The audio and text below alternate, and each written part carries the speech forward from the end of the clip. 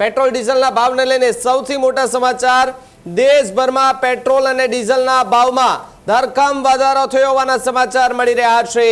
Petrol અને diesel બંનેમાં પ્રતિ લિટર 3 રૂપિયા વધ્યા હોવાના સમાચાર મળી રહ્યા છે। દિલ્હીમાં પેટ્રોલનો ભાવ 97.77 રૂપિયા પ્રતિ લિટર થયો છે, જ્યારે અગાઉ દિલ્હીની અંદર 94.77 રૂપિયા પ્રતિ લિટર પેટ્રોલ જે છે તે મળતું હતું।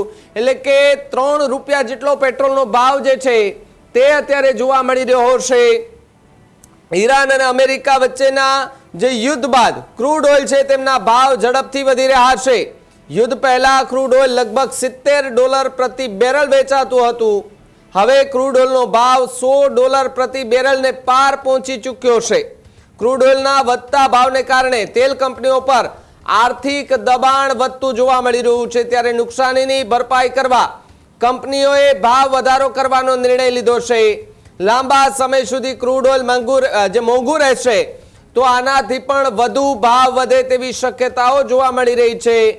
અગાઉ કેન્દ્ર સરકારે એક્સાઇઝ ડ્યુટીમાં ₹10 નો ઘટાડો કર્યો હતો। પેટ્રોલ પરની સ્પેશિયલ એક્સાઇઝ ડ્યુટી 13 થી ઘટીને 3 કરવામાં આવી, જ્યારે ડીઝલ પર સ્પેશિયલ એક્સાઇઝ ડ્યુટી જે છે તેમને 10 થી ઘટાડી અને 0 કરી દેવામાં આવી હતી, એટલે કે 0 કરી દેવામાં આવી હતી। 1 લિટર પેટ્રોલ પર કુલ એક્સાઇઝ ડ્યુટીની વાત કરીએ તો 21.90 થી ઘટીને 11.90 થઈ હતી। ડીઝલ પરની સેન્ટ્રલ એક્સાઇઝ ડ્યુટીની જો વાત કરીએ તો 17.8 થી ઘટીને 7.8 ઘટી હતી, એટલે કે ₹10 જે છે તે એક્સાઇઝ ડ્યુટીની અંદર ઘટ્યા હતા।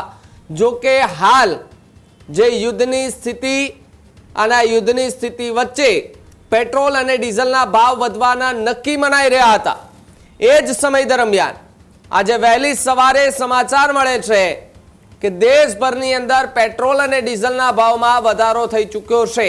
હજુ સુધી તમે અમારી ચેનલને સબસ્ક્રાઇબ નથી કરી તો અત્યારે જ ન્યૂઝરૂમ ગુજરાતને સબસ્ક્રાઇબ કરો, ફેસબુક અને ઇન્સ્ટાગ્રામ પર ફોલો કરો।